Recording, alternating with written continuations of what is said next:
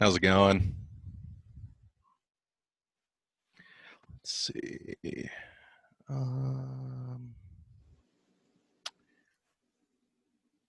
sound.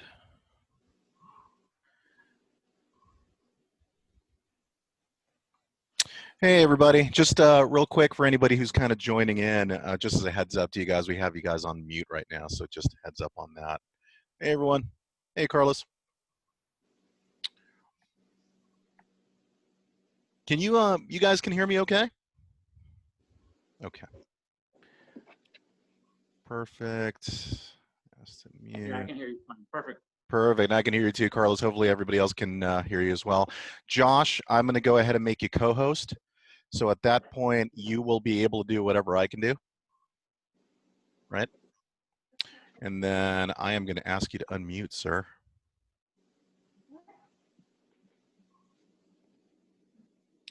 And then I have Carrie asked to start video. Hey, everybody. Just give us a couple of minutes while we get this all running. To be honest with you, just a heads up to you guys, we've never actually used Zoom for something like this before, so bear with us. There's probably going to be some technical difficulties. You should have seen me. You should have seen us a couple of days ago trying to figure it out. It wasn't pretty. So we'll see. We'll see how this goes. There we go. Okay, so Carrie, I'm going to unmute you as well, or I'm going to ask to unmute. And then Josh, you're good. Carlos, you are good. I think that might be it as far as the board members that will be here tonight. I don't think Christy will be making it. Cool. All right, everybody. We'll probably give them another minute or so. We can just kind of stare blankly at each other. It's all awkward. Do you like our fancy blue background, even though it's all weird? Whoa, it's kind of weird. Yeah, cool. Oh, man. Let's see. What else did I do real quick?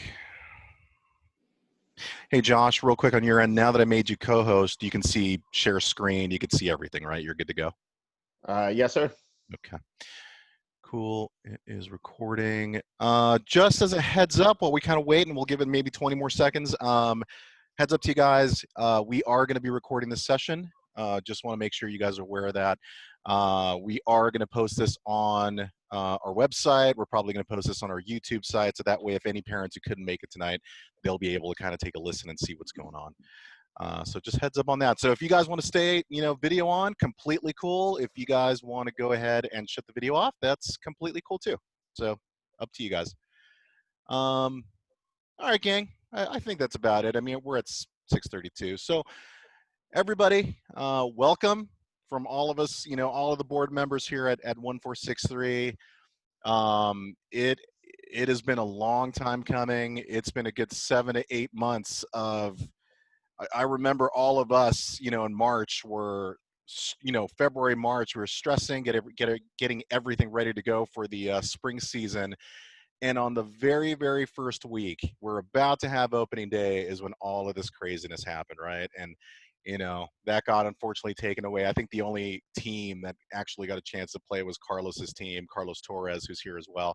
And by the way, actually, I should really quickly introduce everybody. So if you see him up there, Carlos Torres, I'll go ahead and since he's on my screen up there first, he is our volunteer coordinator. He is also one of our division coordinators. He is also one of our volunteer coordinators. He does it all, man. He does everything. So there you go. We also have Joshua Schwartz. Josh Schwartz, he is our coach administrator. He is also our coach trainer as well up to 12U. So there is Josh, and he will be chatting with you guys in a bit, and Carlos will be answering questions as well. We have Carrie Lopez, who is our safety director, and she will be talking to you a little bit about all the safety, guidelines, precautions, everything you guys need to worry about for the season. So again, that being said, it's like I was saying a second ago, it has been a really, really long time since we've done this. We've missed everybody. There's some people on here that I can tell have been around for a while. It's good to see you guys.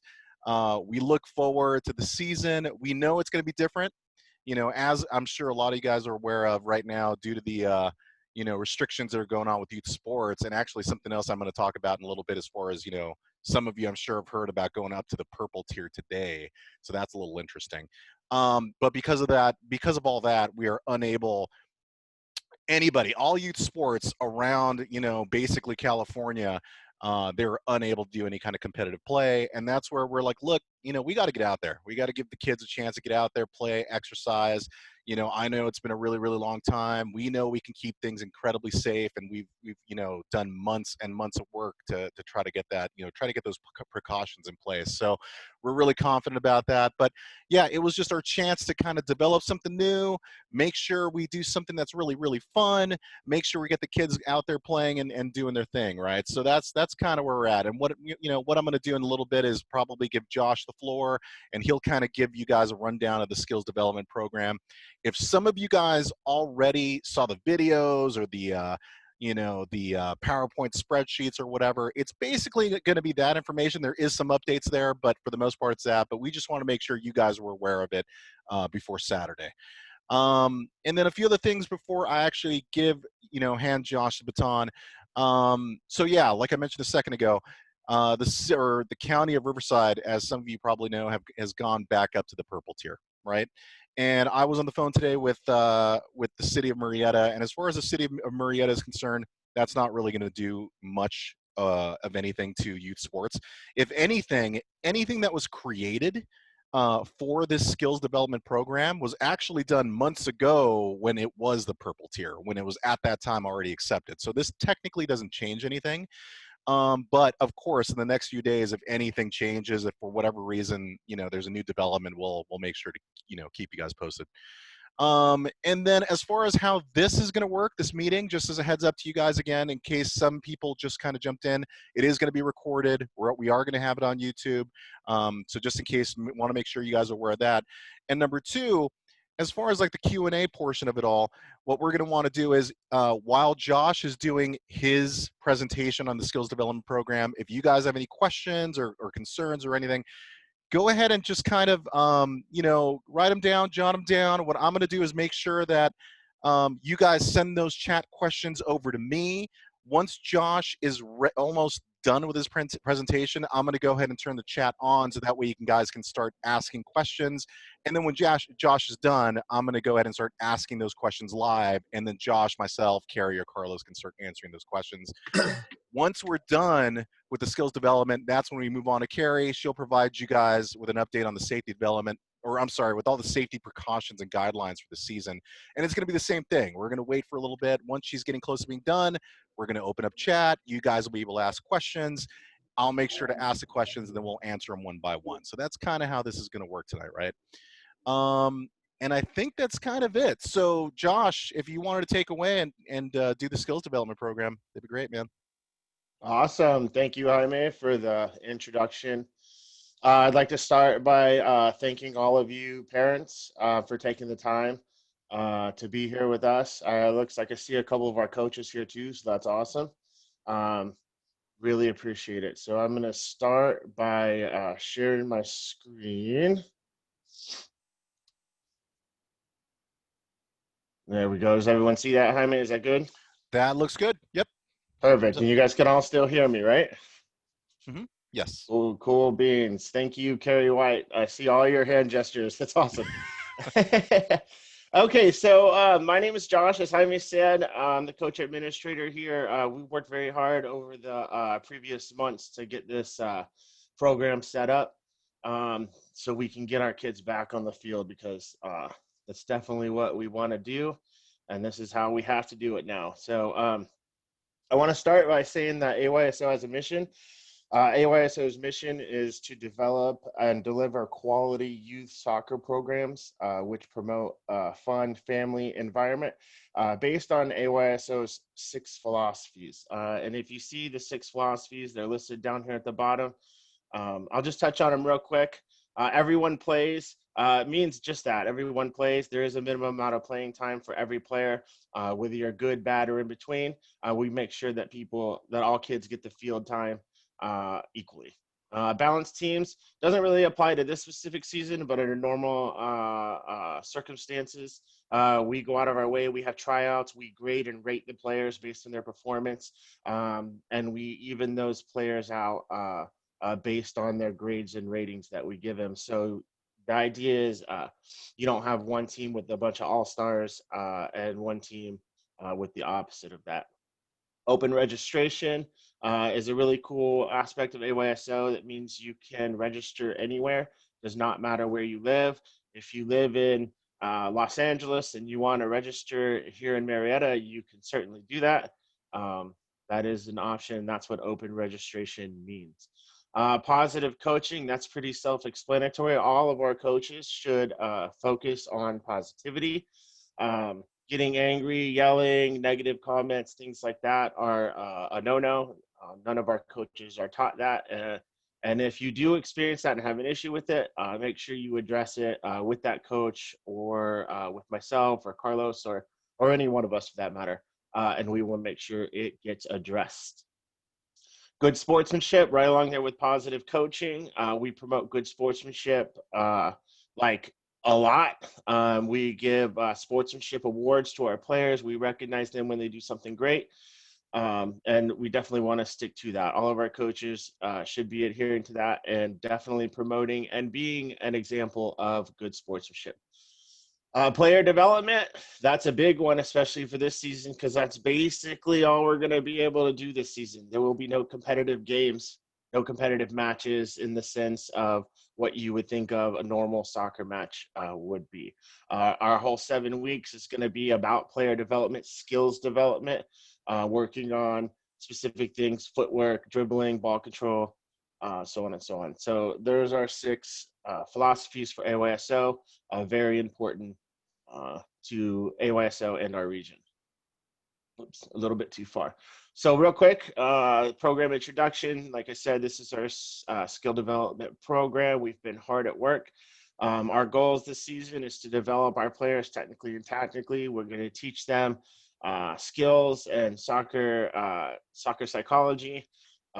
Definitely staying enthusiastic with the coaches. Any of our coaches, we do have some new ones. We're here to help you. So any questions you have, if you need us to come join you on your field during your session, we'll definitely make sure we accommodate you and get you the information and help that you need. Remember, we're here for the players. So here's a little bit of the overview. So it will start, this program starts this Saturday, 4 days from now. It snuck up on us quick. It's a 7-week season. These are the time frames for your division. Schoolyard is the only age group that is Saturdays only. Every other age group will also have a weekday, either Thursday or Tuesday or Thursday, excuse me. And then on Saturday, Schoolyard is the only age group that is Saturdays only. Each week will be focused on a theme. All of the activities and sessions that the players do will be focused around that theme. For example, on this coming Saturday, dribbling and ball control is our theme. All the skills are based, or excuse me, the sessions and activities are based around that theme. And each week will follow into a different theme. I think week 2 is going to be passing. But that'll be handed out to the coaches beforehand so they can prepare for their players. So, like I said, the focus is to build a solid player skill base. We're going to get them lots and lots of ball touches. All right, so coaches will have about 10 to 12 players. It's actually a little higher than that. Most coaches have 13 or 14, I believe. But in any case, we'll have the field set up to accommodate that for sure. Let's see. So here's our Saturday schedule. So parents, if you know your age group, this is going to be your Saturday schedule. Hopefully your coaches have already reached out to you and explained this to you and answered any questions you may have. And as I stated earlier, second session, Tuesday or Thursday. All Tuesday or Thursday sessions start at 4:15. Due to time change coming up, we won't have daylight. Our fields don't have lights. So we kind of got to shut it down about 5:15 because that's when it starts getting dark.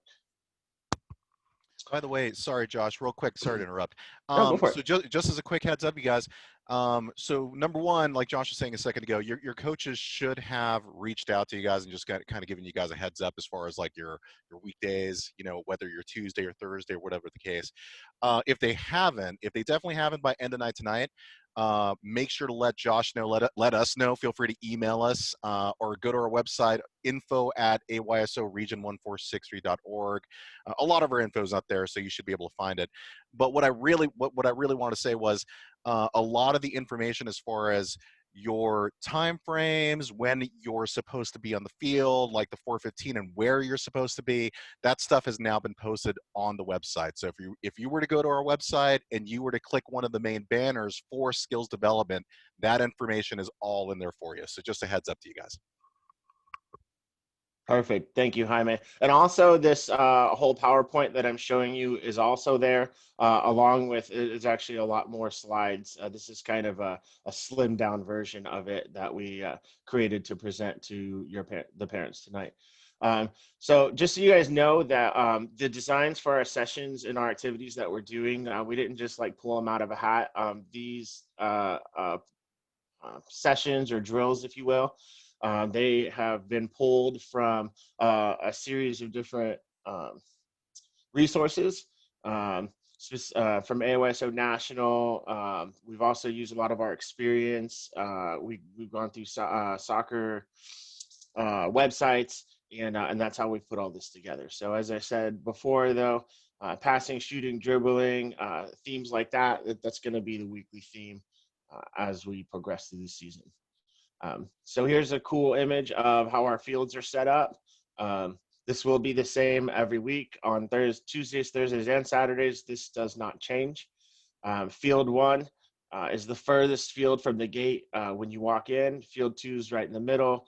Field 3 is the large field with the dirt track around it. This is the first field you walk into as you go through the gate. The way the stations are going to work, they're all labeled A, B, C, and D.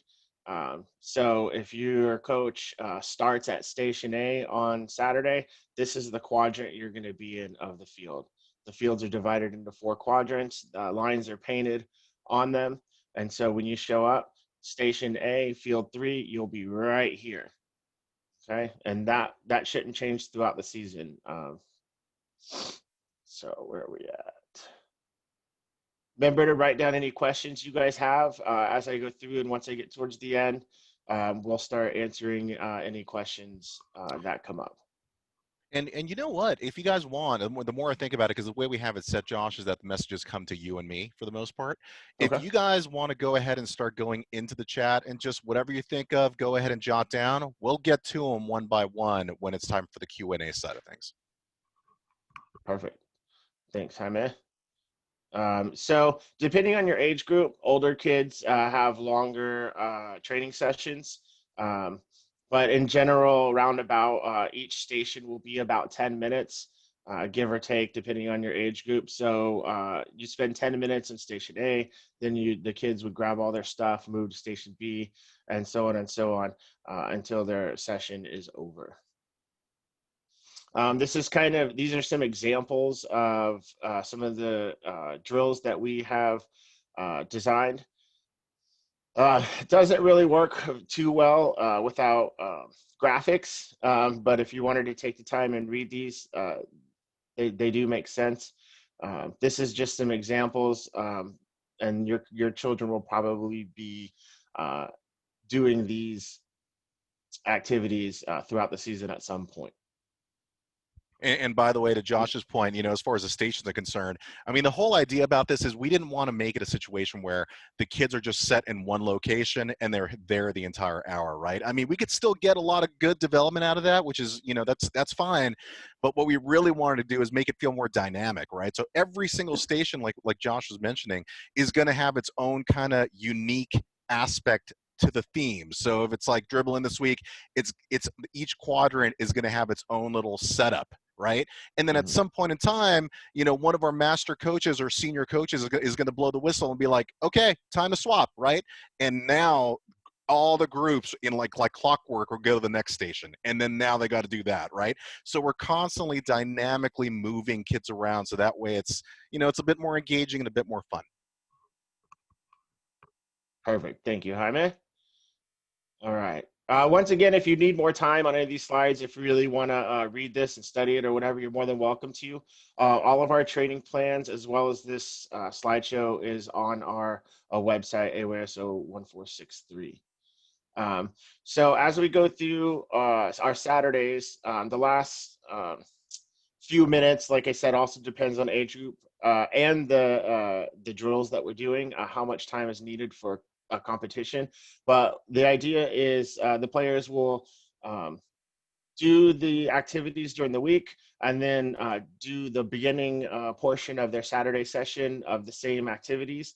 And for the last few minutes of each drill or activity, it's actually going to be competitive. So the players on each team will compete against each other, depending on what it is, like who can do X, Y, and Z the fastest, or who can do the most of whatever inside of a minute or 2 minutes, or whatever, however it's designed for the competition. So kind of take the end of each activity on Saturdays, add a little bit of fun to it. It's a competition. Everyone likes a little competition. And that'll be cool for the parents to see and watch how your players develop sitting there on the sideline on Saturdays. All right. On that note, Josh, and maybe you were going to get to it, did you want to talk about the pins a little bit as far as the competition side of things? Sure, I can touch on that. So each week, each coach is going to be handed or going to have to pick up, excuse me, 2 or 3 pens. Let's see if I have any. Never mind. They're like AYSO pins. They're cool pins, like a little award. So the coach, as they're going through the activities throughout the day, can keep an eye on their players. And at the end of the session, after the competition portion is over, the coaches should go kind of pull their team around, maintaining distance, of course, and reward a few of those players. Maybe the best performer, maybe the best sportsmanship, maybe the best effort, whatever the coach decides for that day. And they can reward the players as they see fit, based on whatever parameters they see fit. Maybe they want to reward the player who always comes just a few minutes early. He's the first one to show up every week, so he gets a pin that week. That's totally up to the coach. It doesn't and should not always be their best player. We don't want one kid getting seven or 8 pins throughout the week. But that's that. So not only do we make it fun by adding a little competition, we also are giving the players a little bit of a reward from their coaches for their effort. So there. All right. I think this is the last side. So get your guys' questions ready. Important dates, as we talked about, our first session is 4 days away. We'll see you there on Saturday. And at the end of the 7 weeks is December 12th. That will be our last Saturday, assuming nothing changes in this, we don't get a wrench thrown in our gears. All of your players will get a full uniform, jersey, shorts, and socks. The coaches are going to be picking up their uniforms tomorrow, and they should have worked out with you as parents when they want you to gather as a team to pass out the uniforms to the players. So if your coach has not worked that out with you, get in touch with them and start bugging them and say, when are we getting our uniforms, coach? And by the way, another note on this, and we were just talking to the coaches about this a couple days ago during our coach training. So the way we typically do the uniforms is, and a lot of you longtime parents will know this, but the uniforms are basically numbered from about 2 to 14. I mean, it depends on how many kids you have available, right? But usually what happens is the number 2 number, it is the smallest size. That'll always be the smallest size. And then it goes 2, 3, 4, 5, it keeps going up, right? So what we've asked the coaches to do, and this works 90% of the time, is we just get the kids together, line them up from shortest to tallest, and then at that point, that's when you start giving uniforms out based on that. And like Josh was saying, and I think there was actually a couple people who asked about uniforms. Yeah, it should have been a scenario where the coaches do need to get a hold of you, or I'm sorry, when they get a hold of you, they will let you know, or they should let you know when they want to get together with you to provide you the uniforms. As Josh mentioned, tomorrow, a few of us, myself, our assistant RC, we're going to be out at Warm Springs providing the uniforms to the coaches, and then at that point, it's a coach's responsibility to kind of work with you guys on the right time. So that's kind of what's going on there. Perfect. And Cool. this wasn't part of that slide, but you guys can still see my screen, right? Okay, Yeah, yeah, awesome. yeah. Thank you. So this is Tuesday. So if you know your coach's name, this is it breaks down where you're going to be. Field one over here, and the letter by your coach's name designates your starting point during the week and on Saturdays should be the same. It should be consistent, keeping it simple. So you know if you're field 1A, you're going to start here every time you walk on the field is where you should start. If you're with Coach Standish. Okay, that's the idea. So here's our Tuesday schedule, right? And then let's bring up And our and by the way, Thursday schedule. on that note, we're also, just as a heads up to you guys, we're gonna have these little tiny signs that basically say, well, number one, we're gonna have banners out there that say field one, field two, field three. So you'll clearly know what field's what, even if you forget, right? And then number two, we're gonna have these little tiny signs that will say station A, B, C, and D.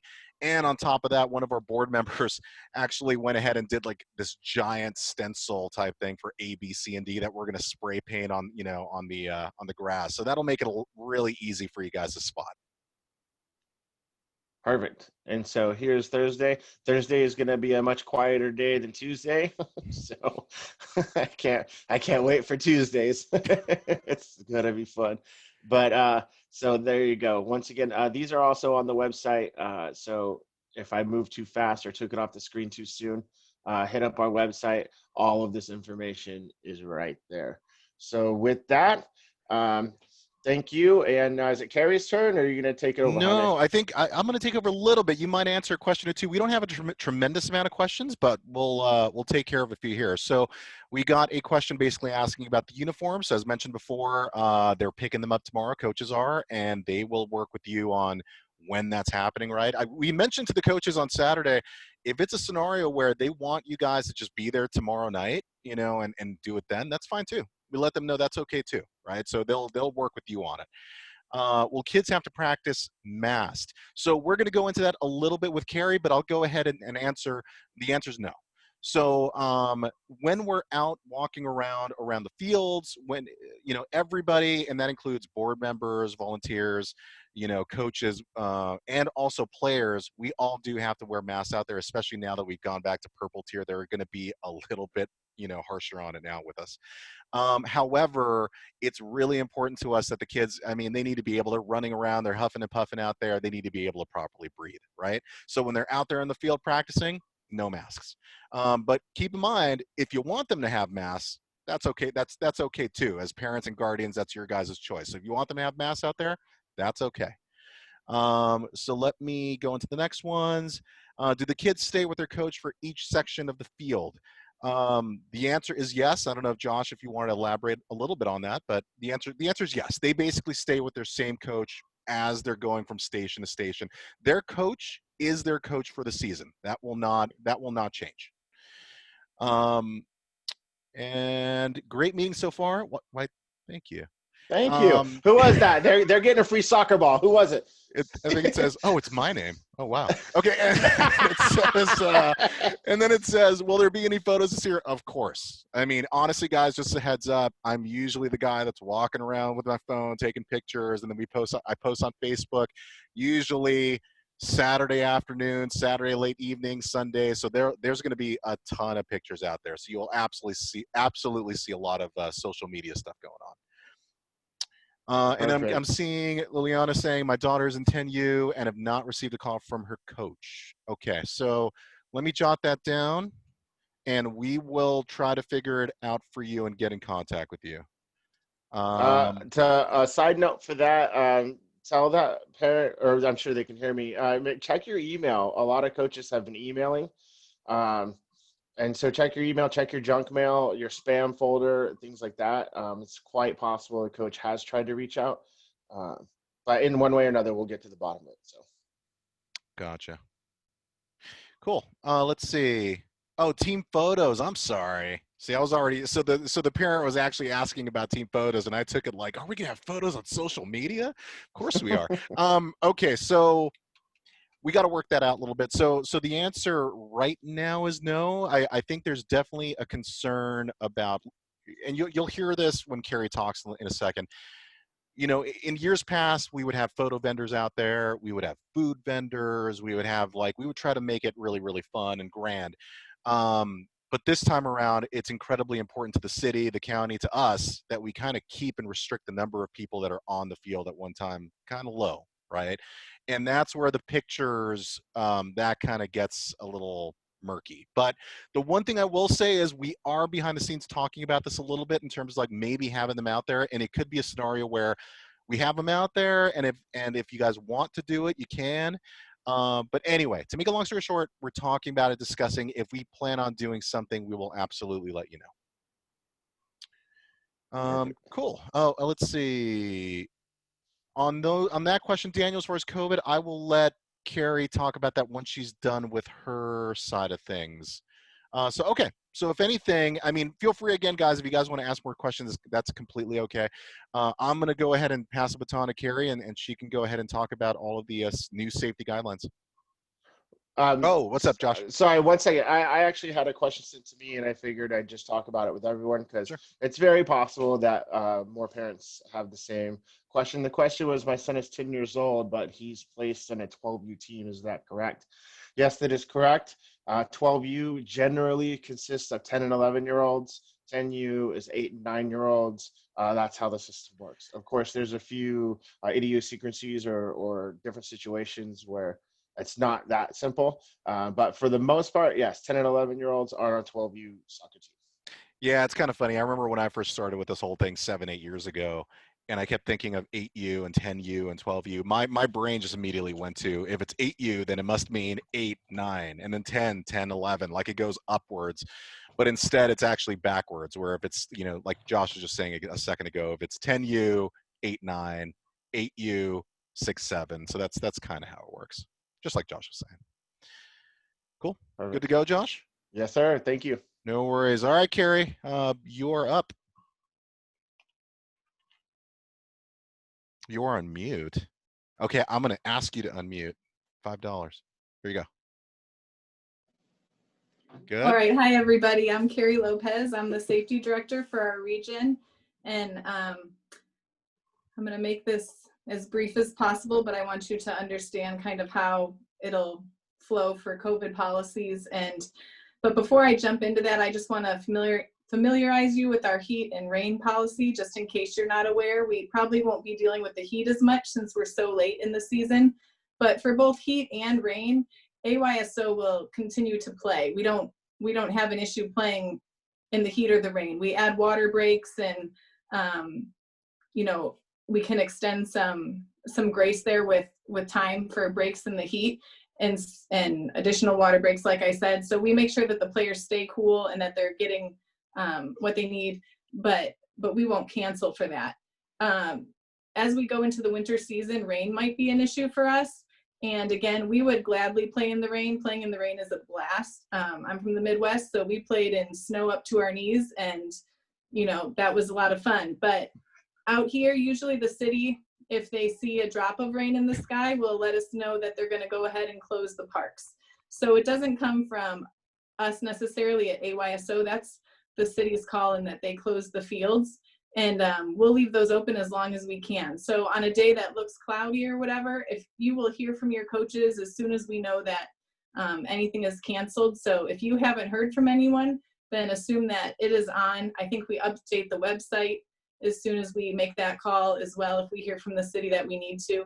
So if you're not sure, if you've missed some communication, you can always check there as well. But if you haven't heard anything, assume that we're moving forward with our day, even if there's a little bit of clouds or a little bit of rain in the sky. We want to keep playing. All right, I'm going to jump into some stuff for our COVID policies here. And I'm not going to put it all up on the screen like Josh did. I'm just going to talk to you. They learn not to give me too much control when I'm speaking here. So the first thing is that, and this is probably pretty obvious, but if your player or anyone that would be attending isn't feeling well, has any symptoms of COVID especially, you know, we ask that you would just stay home and to go out of your way to be really considerate of that throughout this fall season as we get into a time of just seasonal illness and stuff. If a player has that sore throat or the runny nose or whatever it is, just go ahead and keep them at home. There will be a temperature check for everyone as they enter the fields. That includes the players. So it might be a good idea to go ahead and take your child's temperature, even your own, before you attend and come to the fields. That's just going to avoid any hassle at the gate.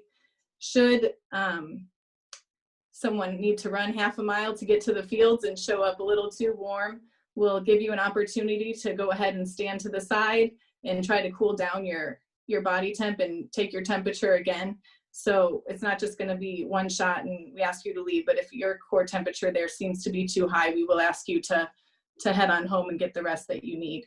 And then additionally, if anyone isn't feeling well, we're going to ask that you go ahead and let your coach or your team's point of contact know what the issue is, or if there is a coronavirus case in your family, so that we can take the proper precautions and let anyone who may have been in contact with that person know what we need to do. We have a whole chart on what to do depending on if there's symptoms or if it's a positive coronavirus case. It's very detailed, and that is available on our website along with the whole presentation that we had sent out of a video. And so you can read through that if that's something that interests you. But if we're contacted and made known of a positive case or any coronavirus related concern, we're going to refer to that sheet and follow the steps that are already listed on there. That's all in place. So like I said, if you want the specifics on that, you can seek that out and find it, or you can message me directly and I can answer those questions for you, but I'm not going to go through those type of details right now. We'd be here a long time. Like I mentioned, yeah. Carrie, sorry, real quick. Just want to let you guys know. So I'm guessing you probably guessed this already, and based on what Carrie just said a second ago. So there, like we mentioned, there are going to be check-ins, right? And that's not just going to be for the kids, but it's going to be for parents as well. And so what we want to make sure to do is, if you have a certain start time, you absolutely are going to want to make sure you get there at least a good 20 minutes before your start time, right? Because a lot of these kids are going to be there's going to be 2 lines, and we're going to have some board members out there helping out as much as possible, but it might take a little bit, right? So you're going to want to make sure you give yourself enough time to park, get out of the car, get to the line, get in there. One thing I will mention that just kind of changed recently, Saturday shouldn't be too bad, but you guys should definitely still make sure to get there early, because we've spaced out a lot of the teams and times.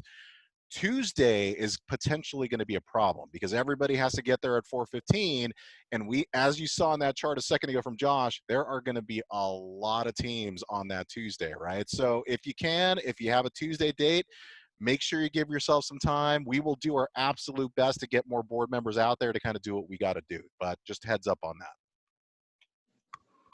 All right, thanks, Jaime. And I'm going to move forward here with our check-in policies. So like we said, we're going to be taking temperatures at the gate. That will be for everyone attending, not just for the players. So once your temperature has been taken, you're going to be given a wristband.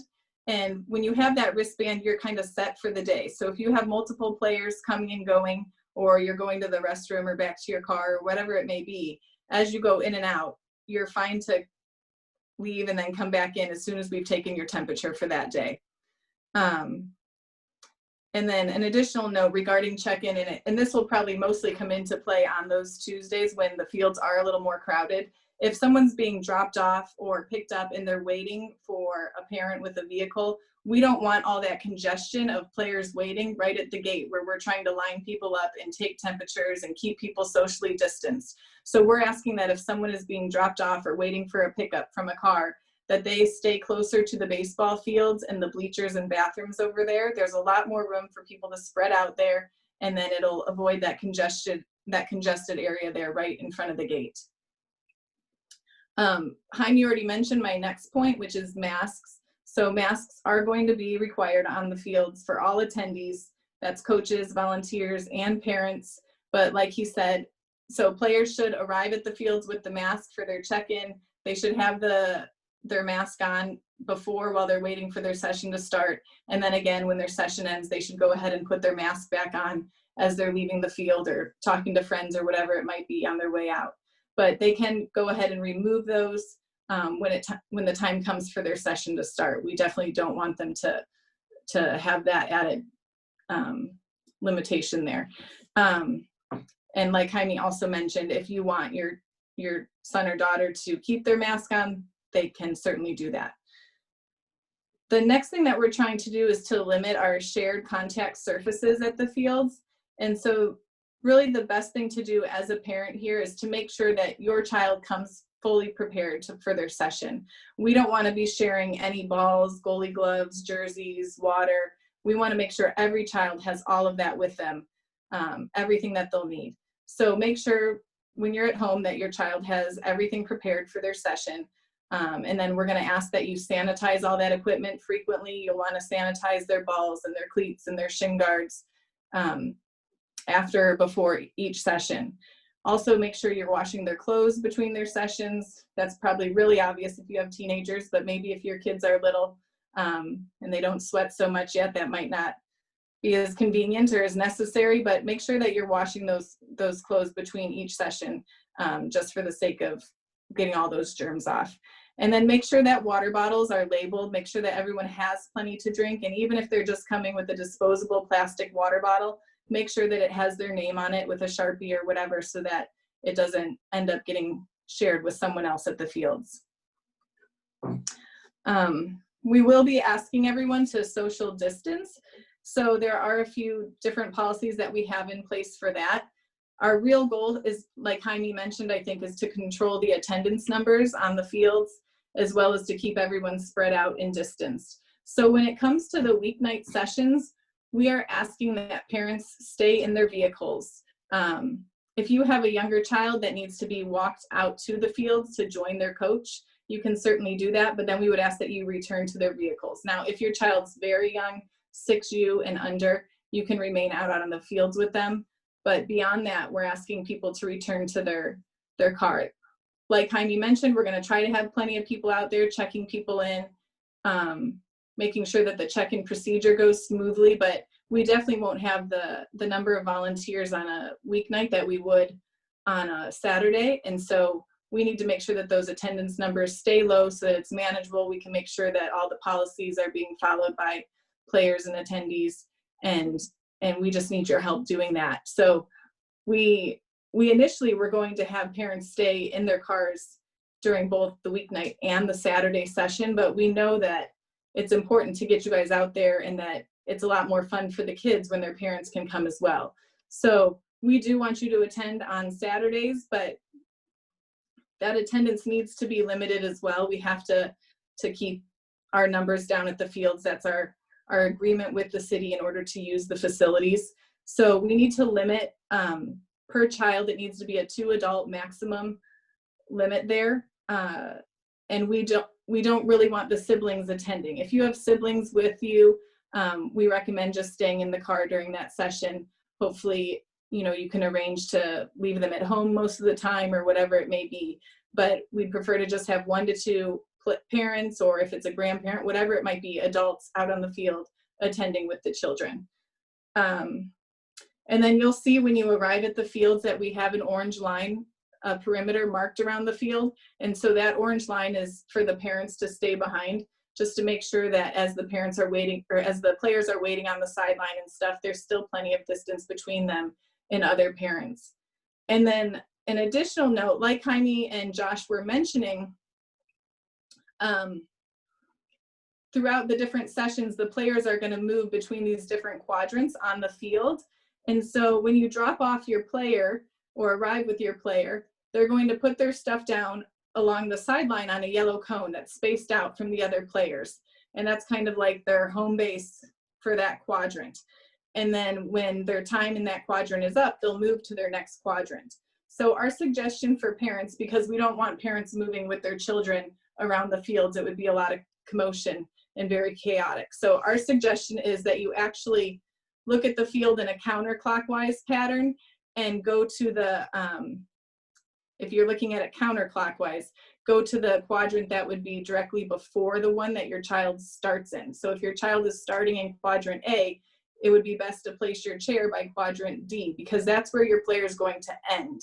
And at the end of the session, the coach is going to call all the players and the parents in a little bit, still keeping distance, but away from the sideline, to hand out those pins and awards that we had talked about. So you're not going to want to sit where your child starts, but you're going to want to sit where they're going to end up. And the coaches can help guide you if that seems confusing. They'll know exactly where they're going to end their session.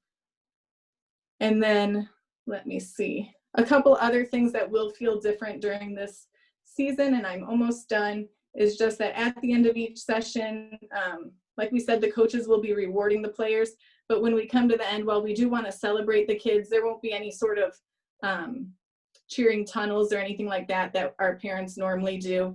Obviously, we don't all want to get together standing side by side holding hands with kids running through under the current circumstances. So we want to, stay socially distanced, cheer them along, but we have to be just careful in how we handle that still. Additionally, we're not going to have any team snacks. So you are welcome to bring a snack for your child if they need to have one handed to them right away after their session, but there shouldn't be any organized type of shared snack at these events. And then also, and this one breaks my heart to say it, but we're going to ask that parents don't help us with any of the equipment on the fields this season. So some of you will be celebrating, but I know I have a lot of parents that love to jump in and help me tear down goals and pick up cones and all that sort of stuff. And even, usually that's how I wrap up my practice. I send my players to pick up my cones and tear down goals. And this session, we're going to ask that everyone just leave the field as is, and we'll be handling that ourselves at the end. So that is pretty much all the notes I have. I was going to say, so we're going to be working really hard out there, guys. So, all we ask on your guys' end is just to kind of help out Carrie, help us out in terms of all of this stuff. We know it's different, it's difficult, it's tough for a lot of people, but, as much, as you can help us make sure that this sucker is successful, the better, right? So anyway, I'll keep it as simple as that. Sorry, Carrie, go for it. No, I was wrapping up. Like I said, the only other thing I think I have in my notes is just that, make sure that you're sanitizing frequently and all of that. And we will have sanitizer available. Your coaches will have it available and be giving it to the players throughout the sessions. And then it will be available as you're entering and also at our board member tent. So, there's plenty of that around, and just take all necessary precautions. And we're excited to be back on the fields with your players. So thanks for sharing them with us and trusting us with them. Perfect. Awesome. Thank you, Carrie. I got just one quick thing to add on to that, and that's player equipment. We all know how crazy youngsters can get. So they really rely on you guys as parents to make sure that they have all their stuff together. Shin guards are absolutely mandatory. If your player shows up to the field without shin guards, they will not be allowed to participate. Cleats are not required, but obviously they're very strongly recommended. Like I said, not required, but recommended. And water. That should be more of a mandatory thing than a suggestion. I'm still blown away every week about how many players show up without water. Oh, I forgot, or my mom forgot, or it's in the car. That's super important, especially with the heat that we deal with out here. So thank you. That was it. Player equipment. No, that's awesome. And then the only other things I'll add to that as well is, some of the, Carrie was talking a little bit about the orange lines that are around the field. So I would highly recommend, we posted from this past Saturday, we posted a bunch of pictures, and we got like a video up on our Facebook, site and Instagram. If you just want to see what it kind of looks like, it's there for you. So you'll be able to kind of see it on the social media side of things. And then as far as the safety precautions, just like Carrie did mention, I'll just go ahead and mention it again. It's all on our website. So if you want to kind of see all the bullet points, everything you have to remember. But one thing we will do, so what we're going to do on Thursday night is kind of do the whole, hey, everybody, like opening day is in 2 days. Here's all, the bullet points that you should try and remember. We will make sure to send that to you Thursday night, so at least you can kind of look at it and kind of remember. And we'll try to keep it as brief as we can. I know it's a little tough. There's a lot of like bullet points, but we'll try to keep it as brief as we can. But definitely, make sure to take a read before Saturday. And I think that's it. And Carrie, I think we do have some questions up here for you. So let me try to get back to where we were. Okay. We have a question saying, what's the plan if COVID cases continue to rise? Delayed seasons, refund. Um, did you want me to kind of take this one, Carrie, or did you want to take this one, or? Well, I guess just as far as delayed season, I don't think that anything will change. I think that we're on the highest tier. And so I think that if we're, allowed to move forward, unless there's a much harder shutdown, that shouldn't change. So Yeah. Jaime, No, you can answer completely that. agreed. I mean, like I was saying, kind of close to the beginning of this whole thing, I talked to the city today, and they flat out told me, and they told some of the other youth leagues as well. I know some of the baseball leagues were posting stuff on Facebook today, telling everybody, "Hey, we know we're in purple. Everybody, don't worry. Everything is still, we're moving forward, right?" And we're right now, we're the same way. They told us, "Don't worry, everything's fine. Don't cancel anything. You're fine." Of course, like I mentioned before, if any of that changes, we'll absolutely let you know as soon as possible. Now, worst comes to worst, and part of your other question was, worst comes to worst, and something does happen, and the city's like, hey, look, we're going to have to delay you. Then yeah, chances are we would try to delay the season as long as we can, right? Because we want to get out there. We have a ton of plans. We worked extremely hard. We know the kids want to get out there, so we would probably try to delay it for as long as we can.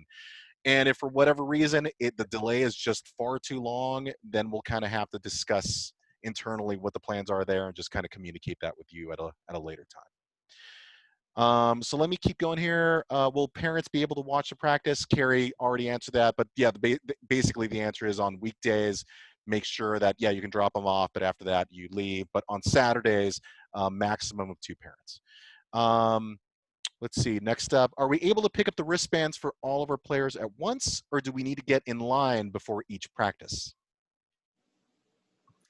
That is going to be a check-in at the gate. So that is not coaches. I'm not sure if a coach asked that, but temperatures are going to be taken by board members at the gate. So as each individual, I don't know if you've been to like a doctor's office recently, but when I go to my doctor's office, you like walk in, they take your temperature, and then they put a sticker on, or there's stickers there, and you pick up a sticker and put it on that says that you've been checked for the day. So it's kind of like that. Like you're going to walk in, and each individual will be checked, given their wristband, and then they are good for the day. So no one will be picking it up for groups. Yep, exactly. Next up, we have, I may have missed it, but can a sibling come with a parent for the practice session? I'm asking because I'll have to arrange for childcare for the sibling. I am a 6U parent. I think Jaime and I are going to be in agreement on this. We really want it to be limited to adults. We really want to go this route. We know that there are going to end up being some exceptions. And with that in mind, we hope that you can all be courteous of the fact that you might see someone else who we've made an exception for, but we're going to ask that those not be routine exceptions, that if someone is available to watch your child, you leave your child with them. And, like I said, with any other age other than 6U, I would say no, that we would ask you to stay in the car with that younger sibling. But I think for those 6U and schoolyard players, we would make an exception for one sibling as long as we're still keeping that attendance number down. Jaime, am I correct in that? Yeah, completely agreed. Yeah, we're on the same page for sure. Next up, I have siblings, 9 o'clock start and an 11:15 start. Can I have sibling on the field with, oh, well, we basically kind of just answered that question a second ago for the most part.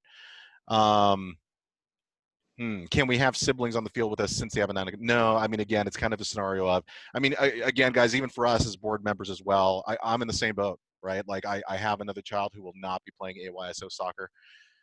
For whatever reason, he hates AYSO. I don't know what happened. I failed him, but he basically will be. I have to arrange for something. So in that sense, again, it's kind of one of those scenarios, guys. We get it. We know it's hard sometimes, but at the same time, we just got to really, number one, keep the numbers down.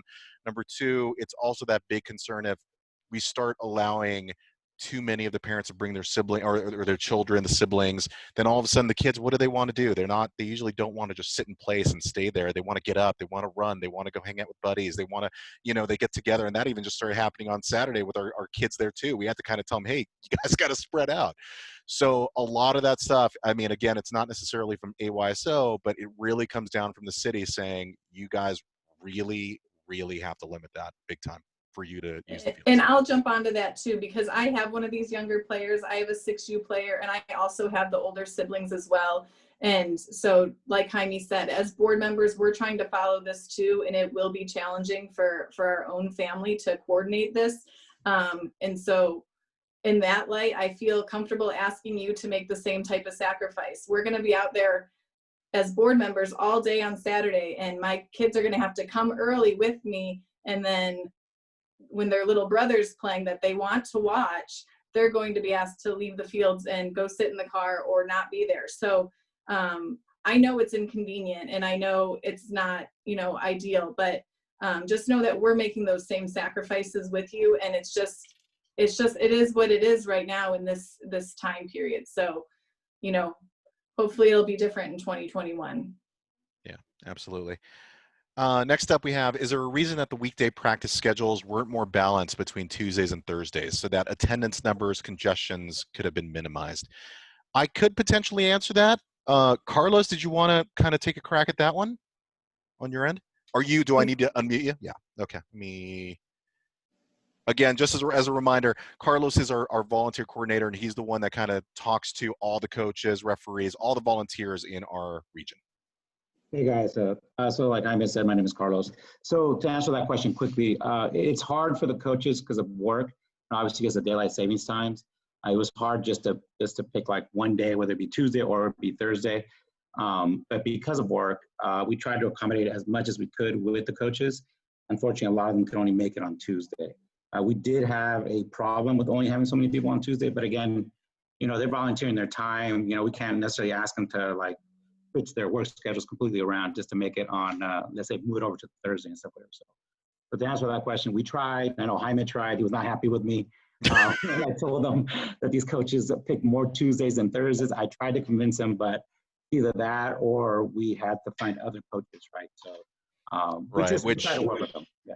Which that alone, and by the way, Carlos does an incredible job of talking to people out there and trying to get them to coach. Because honestly, for a lot of people out there who've never done it before, it is scary. When I first did it, I was scared. I'd never played soccer in my life. I had no idea what the rules were. I had no clue about soccer. So I kind of learned on the job. And when you're out there, it becomes a lot of fun. So trying to convince people to get out there is incredibly difficult. And every single season, it's a big job for Carlos and Josh and a lot of us to kind of find coaches out there. So the second we end up finding coaches, it's kind of a scenario of like, we've trained them, we've talked to them for weeks, and at some point, if they're like, look, we can only do Tuesdays, and we're at the 11th hour, it kind of is a scenario of we're going to have to work around it, right? So that's kind of where we're at there.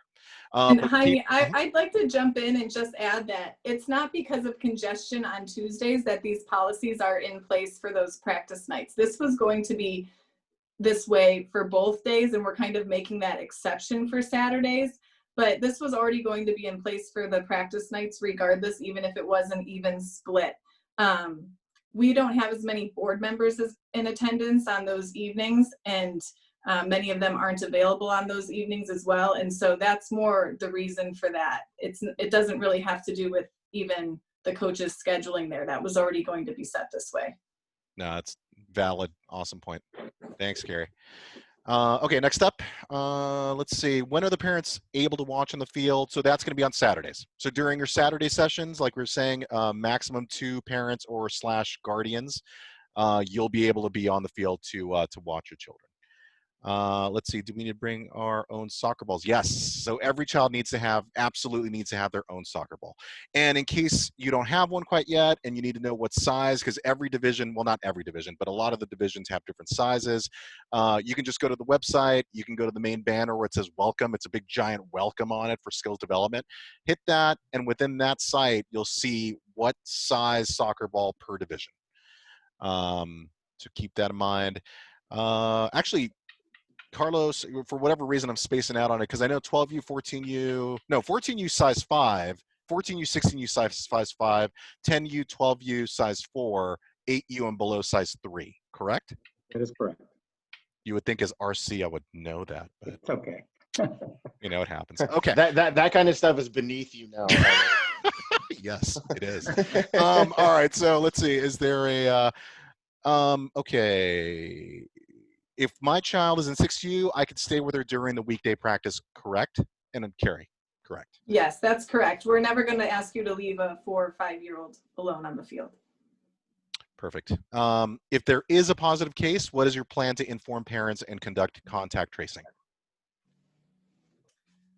Like I said, there is, and I actually don't have it in front of me because I just had the notes on what I was going to go over. So if that is someone who wants the specifics, I'm happy to take an email from you or even speak with you on the phone directly about it.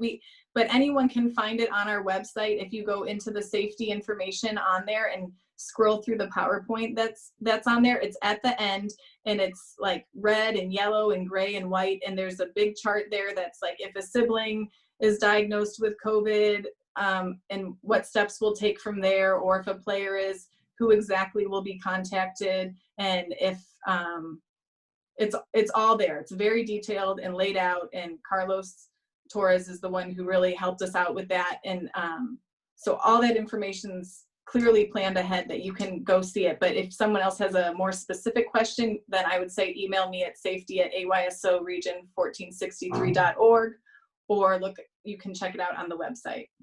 Absolutely. And again, like Carrie was saying, any concerns, feel free to talk to Carrie and email Carrie.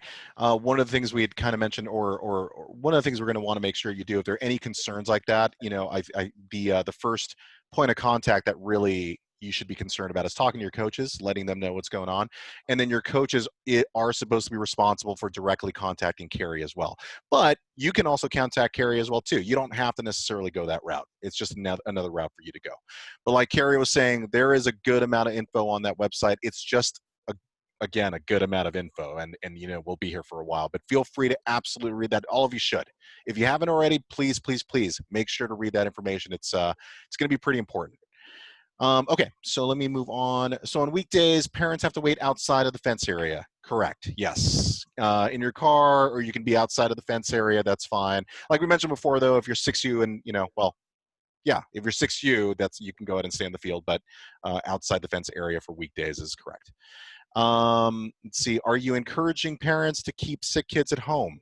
Or if a family member is pending a test, are you encouraging them to keep their kids at home? Carrie? If you have a family member or if a child is ill, we want you to stay at home. We do not want this to be a situation where a brother or a sibling might have coronavirus or whatever it might be, or a parent, and you know the child comes to the field anyway, and then it's going to change our protocol, because if that child shows up, we will be asking those families that come in contact with you know, a positive case to quarantine for 2 weeks. So we don't, you know, you're putting an entire group of players at risk by coming to the fields when you're not feeling well, or when there's a potential for a coronavirus case in your home. So yes, if you suspect that it is in your home, or if a child or family member is not feeling well, please don't participate for that week. Just give it a few days, make sure that, you know, everyone's rested, that it blows over, that the test is negative, whatever it might be, and then return. Absolutely. Let's see, next up, I think there are only a couple more. We are new to soccer stuff. Is there a certain brand of shin guards you recommend, or a place to purchase? Josh, Carlos, I can answer this, but maybe Josh or Carlos, you know, you guys are, you know, senior coaches. Do you guys have any recommendations on that? I usually get mine from Big Five, but Big Five, Dick's, any of the sporting goods stores. Excuse me, sir. Excuse me. Dick's Sporting Goods is our official sponsor for AYSO 146. So Dick's, you can only buy your soccer equipment from Dick's Sporting Goods. Actually, jokes aside, jokes aside, they actually have a really, really large selection there. So it might be the best way to go. Okay, cool. And then it says, thank you, Carrie and Jaime. Very informative. And they said nothing about Josh. Sorry, Josh and Carlos. You guys, just Carrie and Jaime. Good job, Carrie. We did it. All right. So, yeah, Big Five. Someone is saying Big Five for $11. They have shin guards. Absolutely. Big Five. And Josh is right. Big Five is a pretty good place to go to. And we are getting a nice job, AY. So thank you. You are absolutely welcome. And again, guys, by the way, after we're all done here, please, please, please, all of us, Carlos, Carrie, Josh, myself, and some of our other board members, we are always open to questions. Email us, send us stuff. We will get back to you ASAP. We don't take days to get back to you. We get back to you as quickly as we can, right? So feel free to always talk to us, whether it be on email or even at the fields itself. Will easy ups be allowed on the field on weekends? Unfortunately, not this season. And if anything, that's actually a really, really good question, because that's not something we had on any of our documentation. Great question, actually. No, we're going to keep it all very simple.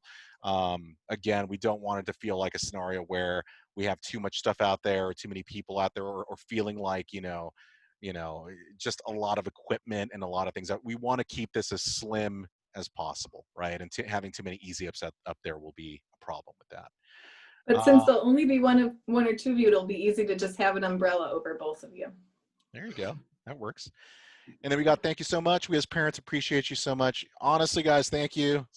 It's kind of rare to hear those. We usually hear the negative side of things, because people love talking about the negative side of things. So any thank yous, we absolutely appreciate. So thank you very much, guys. All right, so last few bullet points, and if some other questions come up, we'll tackle them. But last few bullet points from us. Again, reminder, coaches, if they haven't gotten in contact with you by tonight, end of night tonight, please, please, please email us and let us know, and we'll find out. I know one of the parents talked about they haven't contacted you, and I wrote your name down, and we'll figure it out.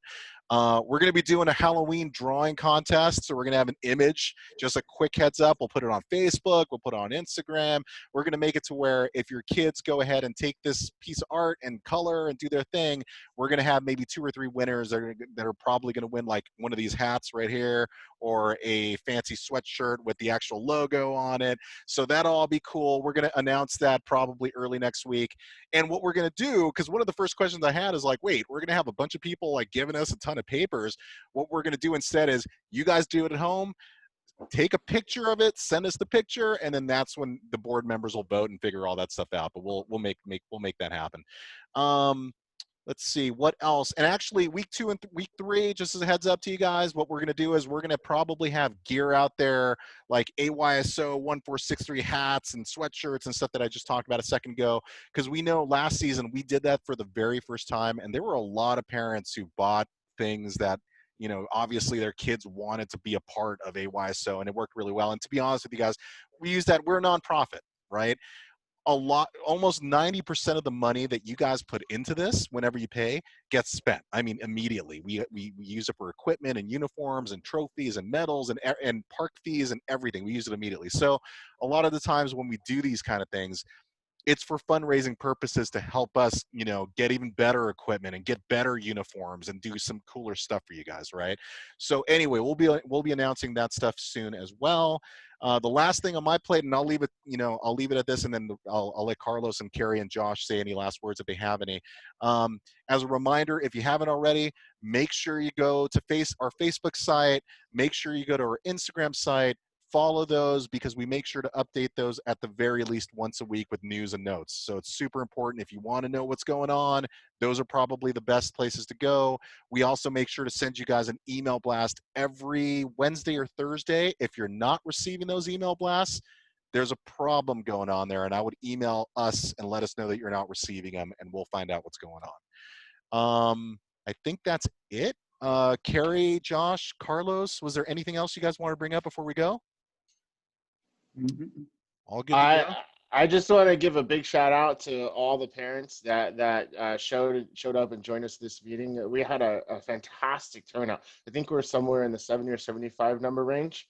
That's absolutely amazing. We really appreciate you guys taking the time and listening to all of us ramble on and putting up with Jaime especially. Hey, just so you guys know, I'm a gigantic Dodger fan. So the fact that I'm here right now, dude, I'm not even watching the Dodger game. I got to go watch the Dodger game in a second. Anyway, but yeah, to Josh's point, real quick, jokes aside, agreed with Josh. Thank you so much, guys. Thank you to the coaches. Number one, I mean, they volunteer all their time. Thank you for the board members, and thank you for you guys for being the ones that actually care enough to get on this and listen in and figure out what's going on, because that's super, super, super important. So as much help as you guys can give us throughout the year, whether it be volunteering or whether it's just helping us out with all of these brand new guidelines and even the skills development. We've never done this before. This is brand new. So as much as you guys can kind of bear with us and help us out, that'd be awesome. It's going to be a lot of fun, but it's also going to be, new, right? So we'll see how it goes, but I look forward to it. Dodgers are kicking butt. Damn right. Damn right, Dominic. I appreciate that. All right, guys. If there's nothing else, I think that was it. Let me take a look at the questions. No, I think that's about it. Yeah, that's kind of it. Thank you so much, everybody. Like we said, we're going to send some info out later this week, Thursday more than likely. And again, if you have any questions, feel free to get in contact with us, and have a great night. Thank you so much, everybody. Thanks, everyone. Thank you all. Thank you, guys. Appreciate it.